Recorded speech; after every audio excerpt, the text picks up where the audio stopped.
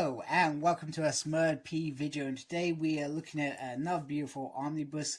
This is X-Men Mutant Massacre, the direct market cover, which has a brutal battle with Sabretooth, which is great. Now, I feel like I would have loved Betsy on this. Betsy has a pivotal moment in this book and outshines everybody in my opinion. However, this is the first and one of the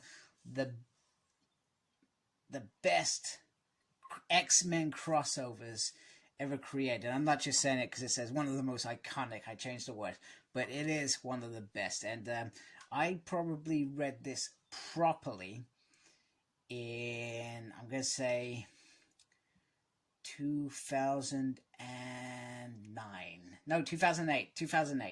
It was a leaving present that I got, the trade paperback, from some friends of mine. I had not read it before because I always missed out on it or something. But anyway, I finally got it. I was very, very happy with it, and I'm super stoked. Now, you're going to ask me in a minute, why on earth did you buy this, Paul, when you've already got this? Well, the simple question is, on the side, we have Psylocke there. I'm almost regretting what I just said a few minutes ago about Psylocke being in here. She is very pivotal, hence why she's there. I originally bought this when it first was released in 2016, I'm going to say, and I was very impressed with it. However, just lower this quickly. Zoom in a little bit. You can see Wolverine versus Sabretooth there. Pretty much the same. It's the same picture as what's on front of the direct marketplace. Now, what frustrated me about this was this was probably released long before omnibuses were cool. Over hard-side hardcovers were cool. So it probably wasn't thought of, and they thought if they put Sabretooth versus Wolverine on the side, it would look awesome and attract buyers. There we go. This is the reason why I brought this, because this oversized hardcover has Sabretooth Wolverine on it. Now, however, as soon as I bought it, and I was looking through and I brought this from Forbidden Planet, looking through my what I've got pre-ordered, as I do every now and then. I just make sure, okay, am I okay for making sure that I've got the money for that. I realized I've pre-ordered X-Men for the Mutants Marvel Omnibus because it's getting the treatment that it deserves. It's been called an omnibus, and it's been called that. And I bought the direct market cover, which I think, if I remember correctly, it's got the 4 horsemen on the side. I hope, or it has anything other than that picture there. But either way, it does not matter if I have this or this, because this is going to be different in like a couple of months.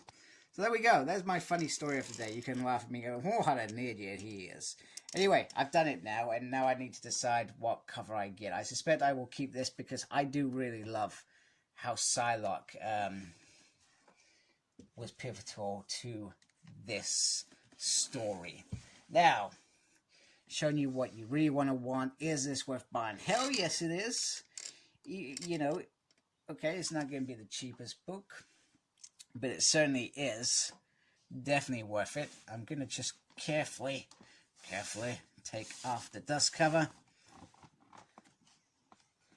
If I can get that off carefully. Alright, so it's got the creators, Chris Claremont, Louise, Water, John, Sal, Alan Davis, Mark Silvestri, who was, I think Mark was probably very pivotal to this X-Men era. And then on this side, we got the Simpsons, which I never read. And on the back, the Marauders are killing the Morlocks. We don't find out till later why they're doing this. But it's just the most bloodiest story. People get killed. People are badly hurt. And this pretty much breaks up this X team, which is great. So this collects Uncanny X-Men 210 to 21. Oh, sorry. How if I get that into shot? To 219 and Annual 11. X Factor 9 to 17. Annual 2. New Mutants 46 for 373 to 374. Who would have thought he would have such a pivotal role in an X story, but he did. 377 to 378. Even the story with the frog isn't that bad, or Toad, whatever it is. And then we got Power Pack 27, because they get popping in and out of these books.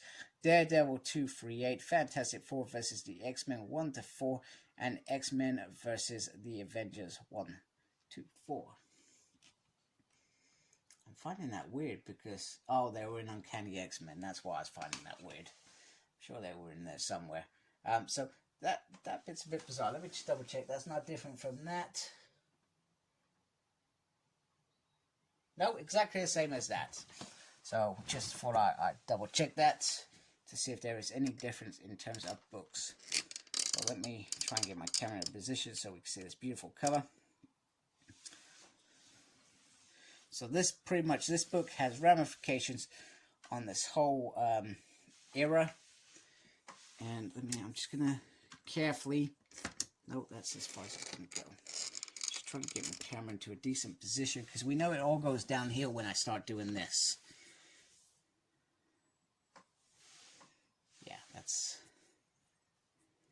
just gently.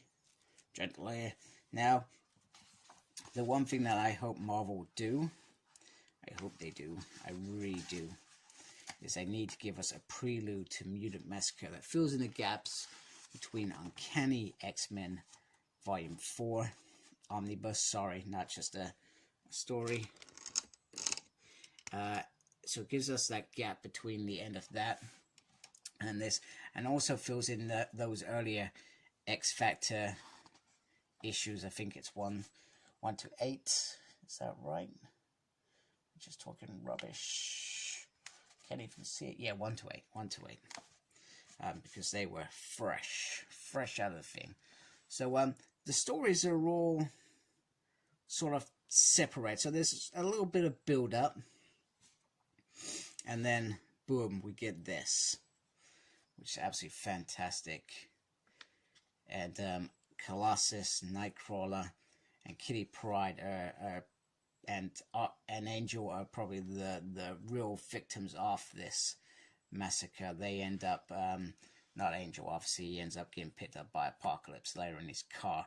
But the rest end up going to Murder Island to recover, and that's what spans into Excalibur, because Rachel Gray's already gone running off at this point as well.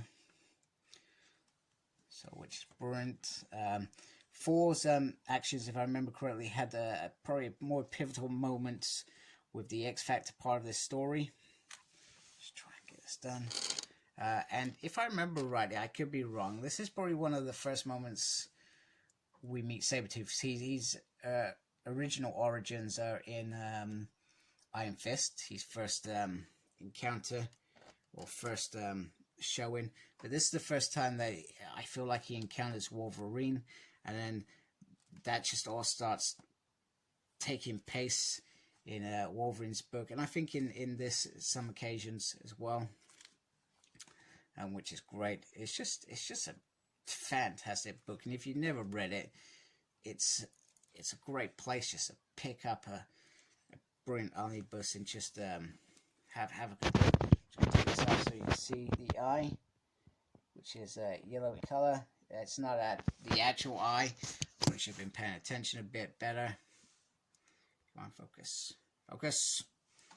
Why are you not focusing? There we go. There we go. Focused. And this is one of the 4 stories. Actually, it's been probably a good few years since I've read this, to be honest with you. So now that I've got X-Men Omnibus Volume 1 finally, I feel like now may be a good opportunity to go back to the beginning.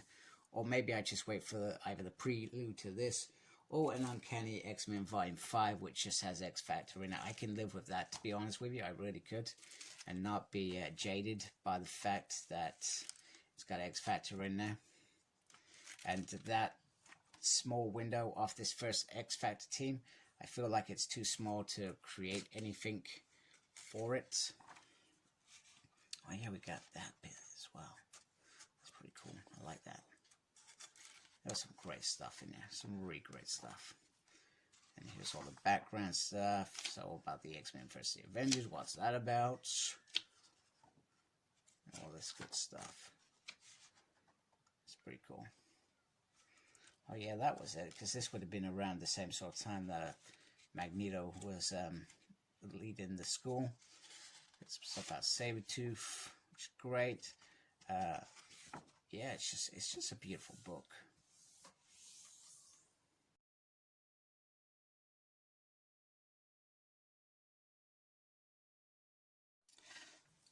So I try not to double dip. For example, I try not to buy an omnibus that I've already got unless that one's in bad condition. But I try to look after my stuff really well and make sure that they're, you know, cared for, etc. Sometimes things do go wrong. Very rarely though. But I would not have brought this or considered this if not for me being a bit of a control freak, I guess, in terms of how this looks on the shelf. Oh, I know I'm weak. It sounds very sad, but it is decent. I do love this cover. Now, if this was a direct market cover, I would have been thrilled because this is a beautiful classic piece of history. I feel like this should have been the direct market case. However, I do like the fact that it got the I think it's John Romita Jr.'s the treatment and him remind people that, hey, this is a classic piece and it's a beautiful artwork, really makes it stand out. Now, I guess the other thing I was going to say is this does look slightly smaller. However, and that sometimes makes me worried about how the pages look, but I'm not that bothered. I feel like even though it's smaller, it's come out really. It feels like it's come out really well. I guess time will tell. I'm probably definitely thinking I'm gonna sacrifice that. I'm not gonna keep two. As much as I'm a bit OCD sometimes, I'm not gonna keep two. So I'm very happy. And let me know what you think. Is this an omnibus you're getting? Are you is this an area you enjoyed, etc.? Let me know. Thank you for watching. Appreciate you taking the time to watch my video. I appreciate it if you subscribe to me if you haven't already. If you have subscribed to me, thank you already. I already appreciate your support very, very much.